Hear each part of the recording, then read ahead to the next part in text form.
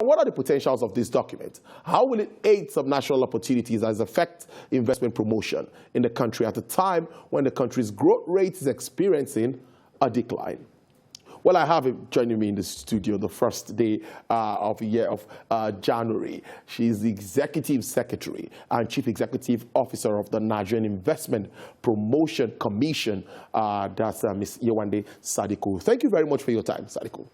Thank you. Thank you very much for having me. Happy New Year to you. And the same to you. Yes, let's start with what this has been. What do you really intend to achieve with this book of states? Detailed, but let's start with what prompted you. Why did you do this? So there are many things investors need to fully participate in an economy. One of those things is information, because information has the capacity to de-risk, to help investors understand the lay of the ground, if you like. We believe, even though we're a federal agency, that the investment opportunities sit in states.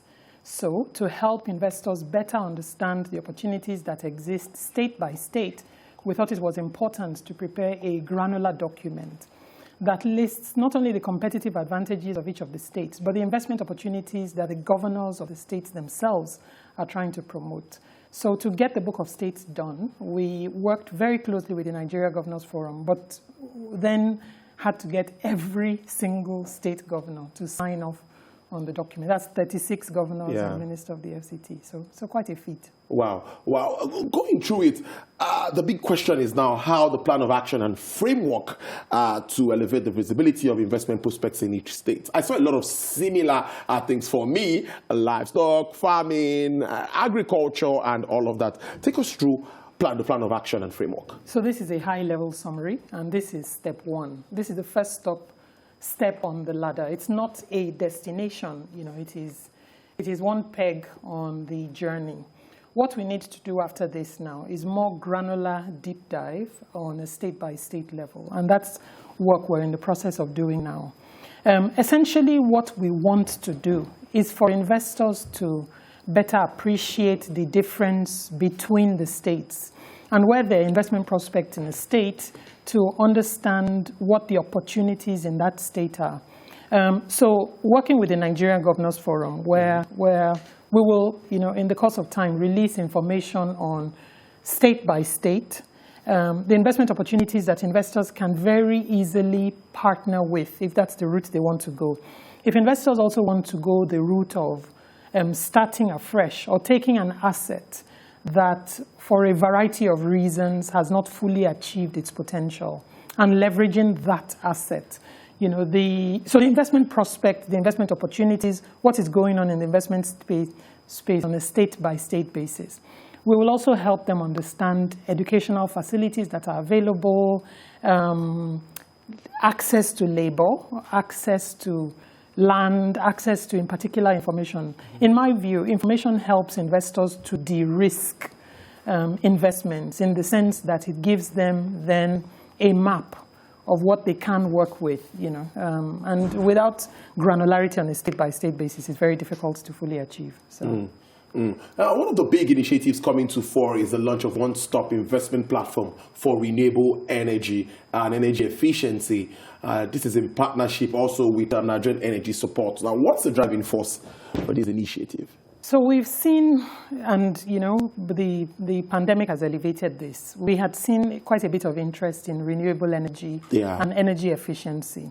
So working in partnership with the German government, we thought it would be useful to provide a platform for investors who are interested in that space. As I said, information helps to de-risk. So for investors who are interested in investment in that space, all of the information that they need, all the government policies, all the approvals, some economic, financial data that can help them make better informed decisions, where to get help. All that information we put essentially on the one-stop investment platform, and it is related largely to energy efficiency and renewable energy.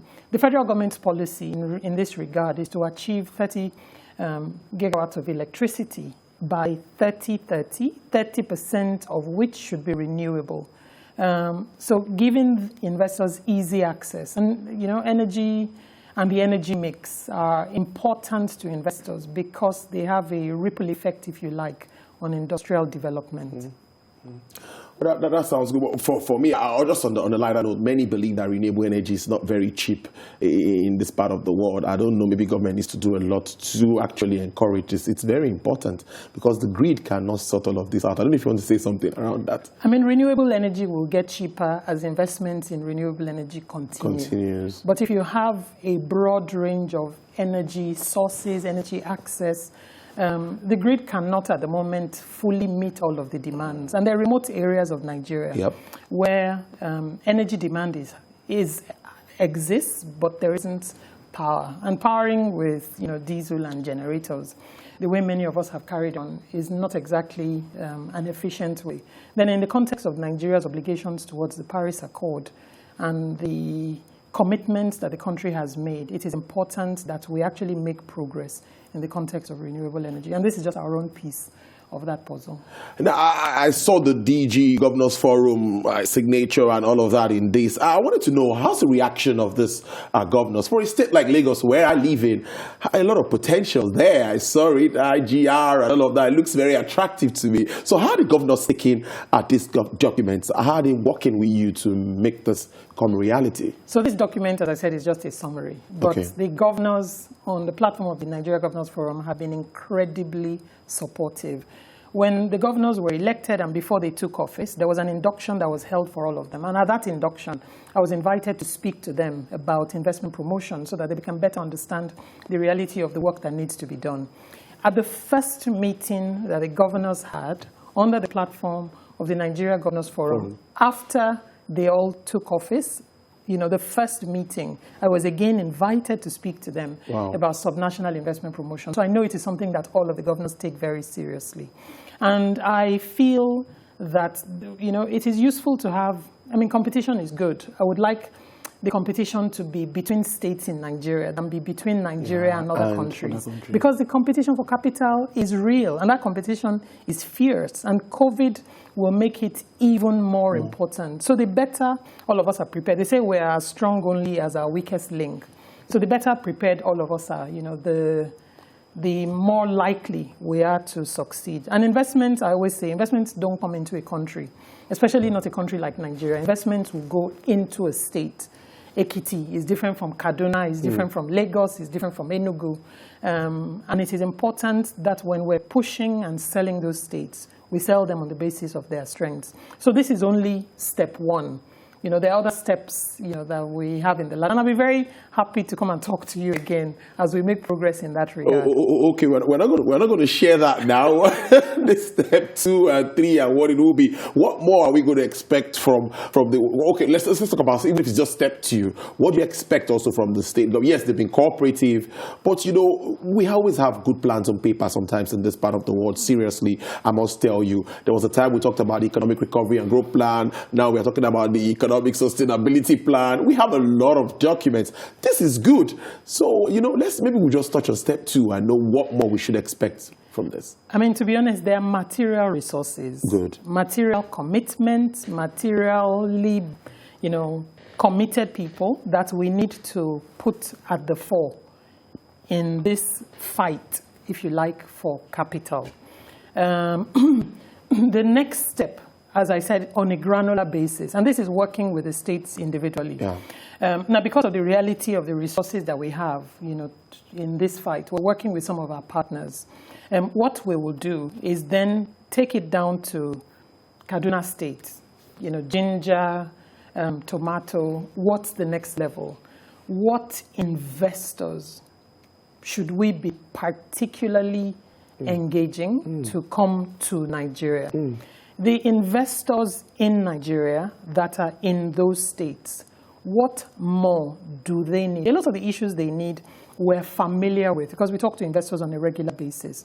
But with the governor acting as a chief investment promoter, it's a more deliberate attempt at removing those bottlenecks to make sure that the investments convert into the states, and that the investors that are currently operating in those states, and that's why ease of doing business is important, that the investors that are currently operating in those states, progressively have their issues dealt with. You're right that it is useful to put on paper, but it is not enough to put on paper. I, appreciate that, but you cannot fix a problem or navigate if you don't first fully understand or identify what the issues are. Yeah. Right. So for me, it's a big part of de-risking for investors, the opportunities that exist in Nigeria, giving them more granular insight as to what is available and what is possible. It brings me to a particular meeting that our governor here, Babajide Sanwo-Olu, he holds with the business community. You have some commissioners like for justice, for commerce, for lands and all of that, so that everything is settled at the spot. You don't have to leave the spot and now go and say, no, we need to do this, we need to do that. Just instant, so that, because we need to get capital in. Now, you're an advocate for increased gender license investments as the current way of the world to look at investment, or as the current way for the world to look at investment. How do you explore, or how does this explore the diverse base of the economy? So I'm an advocate for impact investing. And both COVID and the NSAS protests have demonstrated the need for greater impact investment. Gender lens investing is an aspect of impact investing. And what it essentially does, investors will look for the same returns that they want. What we are advocating for is that investors have targets that are non-financial. Social development targets, like the number of women and the number of women, the number of young people, the number of, a certain demographic that they deliberately, in the course of implementing their investments, that they deliberately bring into the value chain. It will not happen sometimes if you're not deliberate about it. But gender lens investing, COVID demonstrated that the most vulnerable are the most affected. Low-income households were the most affected. A lot of women-led businesses, because women are entrepreneurs just like men are entrepreneurs. But there was a disproportionate effect, from COVID on them. So in sourcing and advocating for investments going forward, what we'd like to see is that we're not only looking for financial returns, but inclusive, balanced, sustainable considerations go into the mix. Now, I've seen IMF and the World Bank come out with ratings for the country. I'm not going to be specific about where, but at least I think a little bit of commendation for Nigeria. What do you think about all of these figures coming, projections and all of that as we move, despite COVID-19 and other challenges we face? So what I've seen from the IMF is an acknowledgement of Nigeria's position as the largest economy in Africa. Yep. But we've been the largest economy in Africa since April 2014, when the GDP was rebased. And that visibility, that acknowledgement is useful, but it's an acknowledgement of something that we already know. I think the work of reforms, deep-rooted economic reforms, improvements in doing business, and material government policies that shift the needle, that work needs to continue, so that as we are the largest economy in Africa, we maintain a leadership position on investments coming into Africa as well. Talking investments, the NSC also performed so very well. I'd like you to say something around that. All wonderful news in the investment space is good for investment promotion. So the fact that the Nigerian Stock Exchange did very well in 2020 means that a lot of investment watchers will pay a little bit more attention to Nigeria than they might have done before. And I see the stock market, where portfolio investors play, as part of a continuum of the investment horizon, where we need direct investors, where a lot of our own energy at NIPC is spent on getting directors to break new ground and start new projects and the like, based on the policies of government. So moving on, we're in 2021, great. And it seems to be a year that many are projected will be out of recession soon. What are your projections in the investment space as we move on? How confident are you that Nigeria will still hold on to that position, even if it's in the African continent? We're still doing very good. So the investment prospect for 2021 is that it will be muted Pandemic meant investment flows were expected to decline 40-50% across 2020-2021. As COVID has continued its economic impact, and there are many things that, if we're all honest with ourselves, there's a certain level of humility that we need to acknowledge. There are many things we don't know. Some things we learn only as the events unfold. The estimate globally is a 40-50% decline in 2021, and that we'll start to see some recovery to near pre-pandemic levels in 2022. Since Nigeria is not an island, I expect Nigeria's performance to be along similar lines. You're doing a lot of work, before I let you go, a lot of work, and I think you also work with data and all of that. How challenging is it sometimes to put all of this together? You must be doing a lot of work to put this. Because I read through this, and it's so rich, detailed. So there's a lot of data that's already available. From NBS? From NBS. You will be surprised how much data NBS has available. The challenge usually with that data is there's so much of it. Unless you're deliberate about what you're looking for and what you want to do with it, it may be difficult to pull it out. So we work with the NBS, and a lot of the information we got from the NBS. But because we also wanted, the capacity of the states to project themselves is different for all of the states. So we worked, as I said, through the Governors Forum to get the same quality level of information to present it equally to all.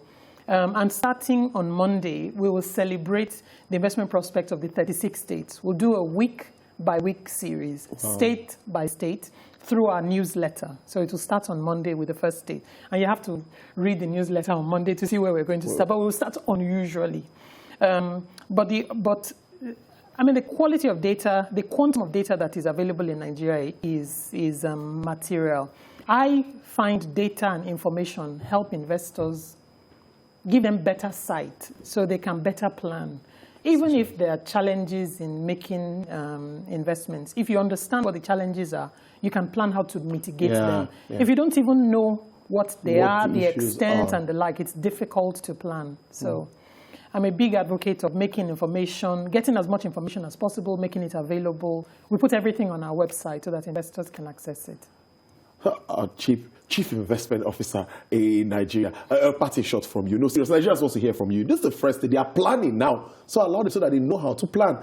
Say a word to them. That's free, no problem. You won't be charged. I should say a word to Nigerians. Yes, and even those in the diaspora, everybody that are listening and watching. I'm going to appeal to all Nigerians that are listening.